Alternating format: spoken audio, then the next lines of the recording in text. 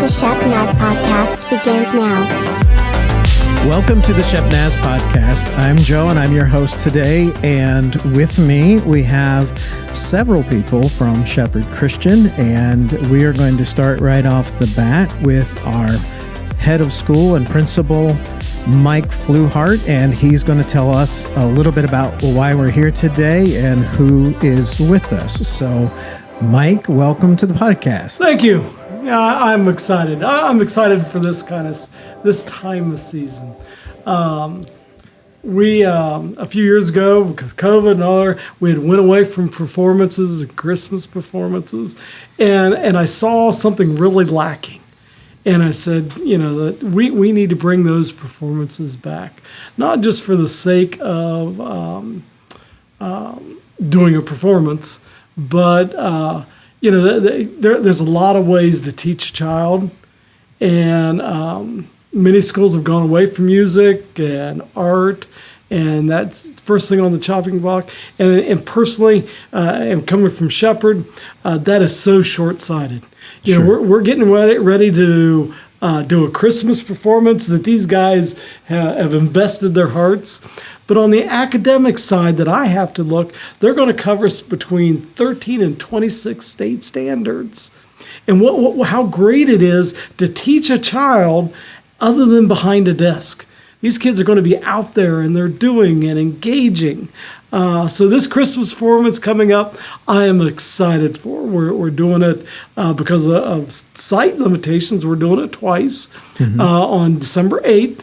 From 6:30 to 7:45, 7:30, 7:45. Our youngins, our K to third grade, will be performing and sharing their skills, and then 8 o'clock to 9 o'clock, our fourth through seventh grade will be showcased.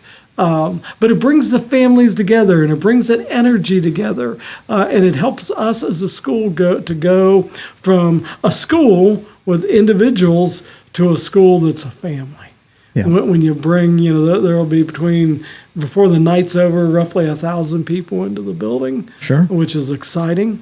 And all that being said, the Lord just gives me visions of what we need to do, and then I get out of the way of experts because I have no musical talent. I have a tough time with the radio. But we bring people like this. We've got Dan Head here. Dan wears many hats in the school. He tutors math, and he mentors some of our older students in math, but he's also a very gifted musician and talent. And he works with our fifth graders primarily this year in learning how to play the ukulele, which that's exciting.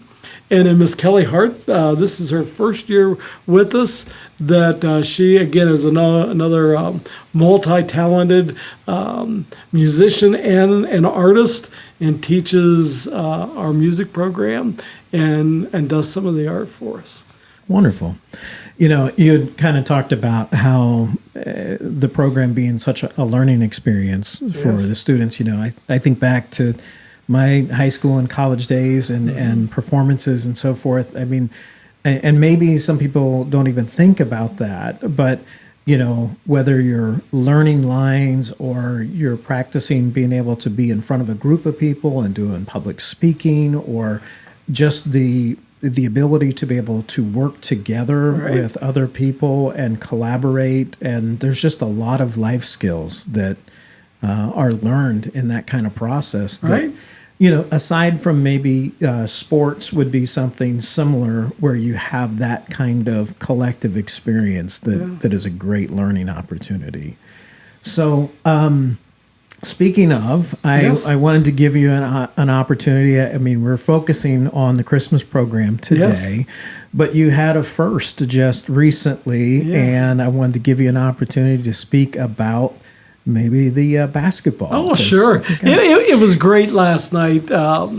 We had our first middle school basketball and cheerleaders perform, and for the school. It was exciting to see as we take steps, and I'm kind of bouncing. I apologize for that, but as we take steps and grow as a school. Again, we've talked about the multiple ways to teach a child, and sports and it is one of those ways that a child can learn and develop, and those team building skills and physical development. Last night was our first middle school basketball game. As a former coach and a school leader, it was exciting to see. We didn't like the numbers. I mean, we got thumped pretty good in that we're primarily a 6th and 7th grade team. We was playing a 7th, 8th grade team, and I knew we was in trouble when my 2nd grade grandson leaned over to me and goes, "Pap, those guys are tall." So I knew it was going to be a long night when a 2nd grader can pick that up.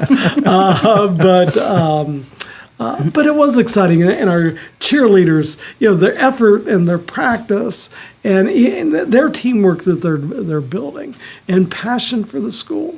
That's how you build school spirit. Sure. And the boys, even like I said, the score didn't reflect.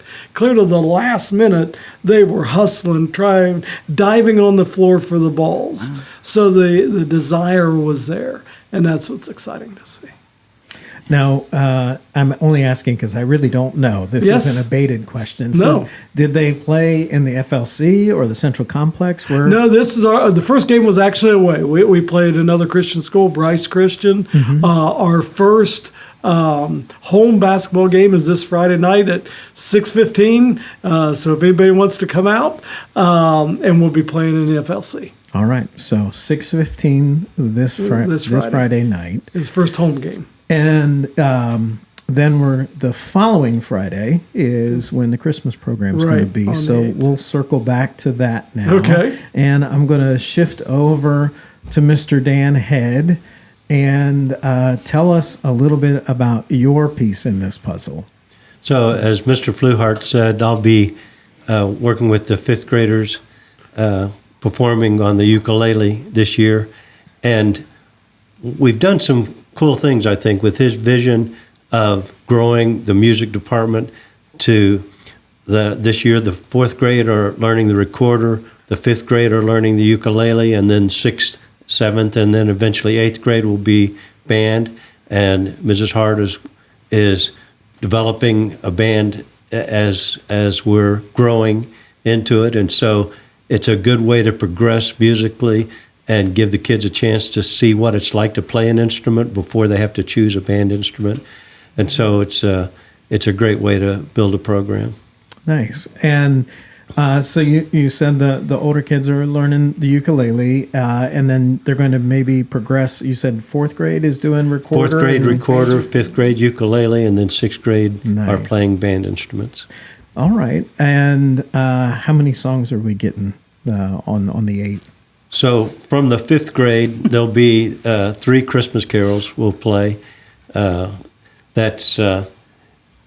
one of the things that's I've really enjoyed about, again, working with Mr. Fluhart is that I taught the 6th grade ukulele last year, and so I've chosen the 4 of those that were good at ukulele, good leaders, to come and help me with the 5th grade.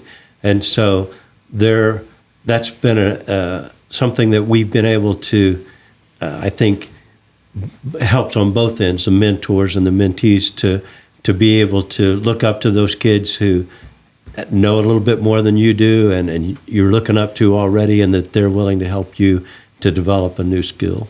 So not only do they get to hone their skills as players, but then you also get to kind of develop them as leaders, Right. being able to teach some of the younger ones. So Exactly.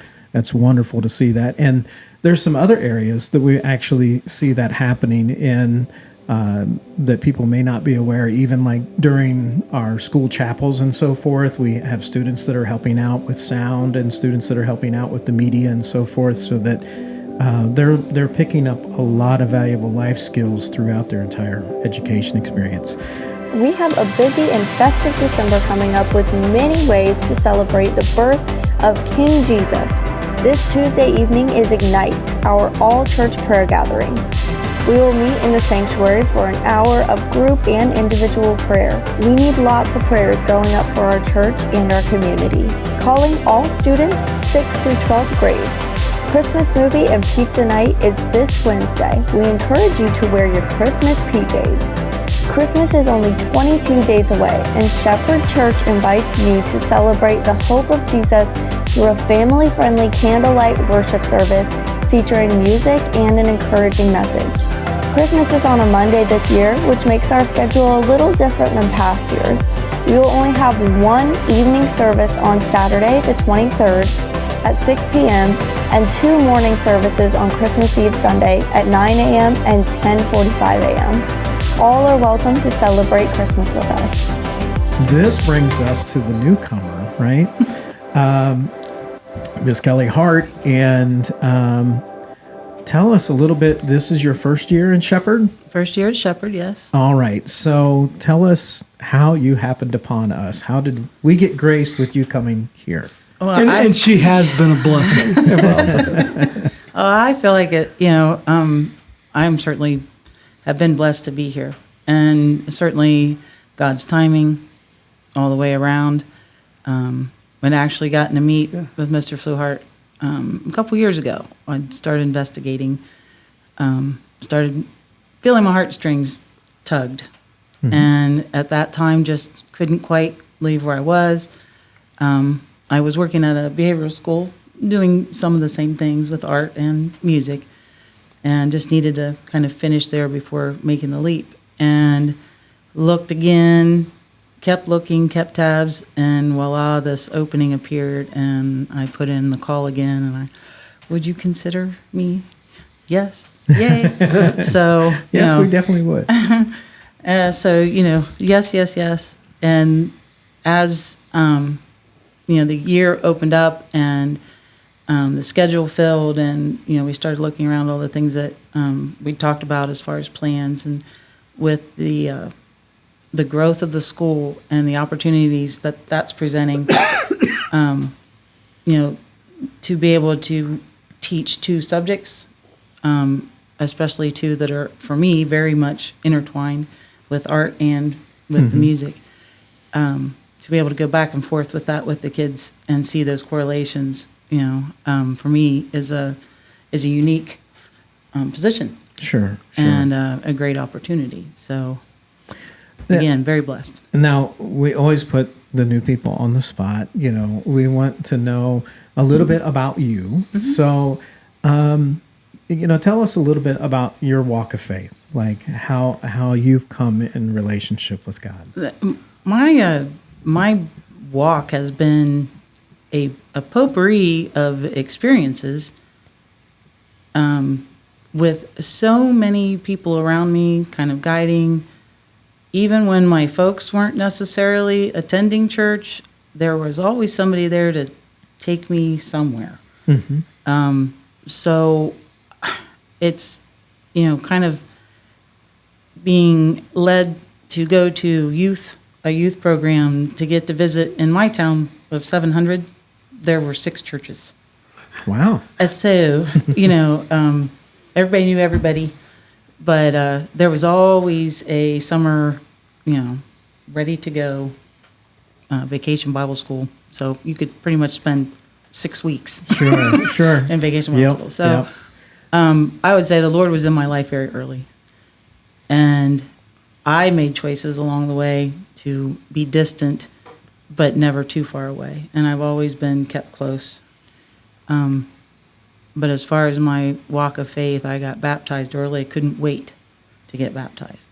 And fortunately, I met a man who was also a Christian, and then he got baptized.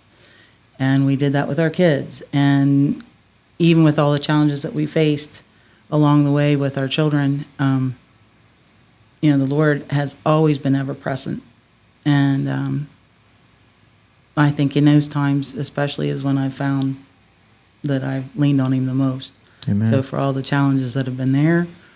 And Christmas time is another one that pushes me to my organizational limits and my loving heart and my sense of humor and all of that. But again, all these things that have gone on in my past and the things that have helped me to become who I am are so God-centered. Yeah. And I just can't, thank him enough for bringing me here. And I'm seeing, the fruits of some labors now, both in seeing my grown children. I have two. I have a daughter who's married to a young man. Her name's Corinne. His name's Stephen. They've got 3 children. So I got 3 grandkids on that side. My youngest is now engaged to a young lady with 2 little girls, and they are expecting. So I will be the grandmother of 6. So I am extra blessed. Well, I do understand how that happens because, as these guys actually know already, I'm gone from 0 grandkids and will have 5 by this coming April. It's just add water method, I think. I don't know what happens. It's just like, I don't know. 2 are already here and 3 are in process. So, yeah, I get that. So you're able to minister through both art and music here. And, we've already had some conversations about what's coming in a couple weeks, but I was hoping you could give the audience a little bit of a preview because I see the mix of that even in the program of how that's going to come about on. So tell us a little bit about what the kids are going to be doing, what we can expect. Okay, sure. My degree is actually in visual arts, but I've always had music as a part of my life. And so, the opportunity to blend is a huge opportunity for me. And so, as far as my teaching experience prior to this was with kids with some learning disabilities, some behaviors, autism spectrum. And so, a lot of what I have learned to gear my teaching methods toward is engagement. I also find that when a kid comes to school in their kindergarten through 3rd grade, 4th grade, even into 5th grade, they are expecting to participate in an art or a music program. The older you get, not so much. You start to get to pick and choose what you want to do. How do you keep somebody engaged who doesn't get to pick? And so the involvement is, and getting that buy-in to make it their own is a huge part of keeping somebody interested in something that they might not have been otherwise. Right. And there's a way to touch on that, again, with the combination of the art and the music. So kindergarten through 3rd, they're a little bit easier to engage on the one hand, but when you're preparing with once a week to practice, and you start practicing in October for December, you do little bits at a time, and some of the activities to from drumming, with cardio drumming, telling the kids those aren't buckets, those aren't balls, those are, you put them together and they magically become a drum, to earn the drumsticks, to get to play, keep somebody striving for a goal, and they get to pick some of the songs that we've done. We're doing handbells, which correlates color, sound, singing, the whole thing, and a little bit of dance movement too, burn a little energy, a little bit of hip hop so that it's relevant to some of the music that they hear, but a little cleaner, a little more family friendly. And then again with the older kids, it's been kind of the same thing, leaning into what their strengths are, some of the things that they are interested in. We've gone over some music history. We've tied in some things that they listen to on the outside of school, and the opportunity to minister there is great. You're feeding your mind and your spirit one thing, but be careful. And then these are ways that you can feed and grow in another aspect. And if you're faith-based, these are the ways to do that and why. But how do you do that creatively, and how do you expand on that? And so they've been a large part of getting to choose what we're doing and how we're doing it. Now, talk to us a little bit about some of these maybe non-conventional instruments that we might see in a couple weeks. Well, you heard about the recorders. That's pretty conventional. Yeah. That's been a challenge. Sure. So we will have not 3 songs, hopefully 1, maybe 2. Our age groups and attention, it varies, but they are making great strides. So again, that's going to be a little bit more traditional. We have our goals set, and we are making great strides, and I am really tickled with their progress, especially right now. 3rd graders, they are only just now switching into music in the last couple of weeks, so they've had a lot to accomplish quickly musically. And they've leaned a little bit on some previous skills with the bells. Okay. But they've also picked up on the hip-hop and some of the dance that we have incorporated, and they're loving it. Some of their visual effects that we've added on, they've gotten to create some watches that go along with some of the moves. And so Very they'll have nice. props that help guide which way they're supposed to move and so on, which has been fun. Our younger one's the same.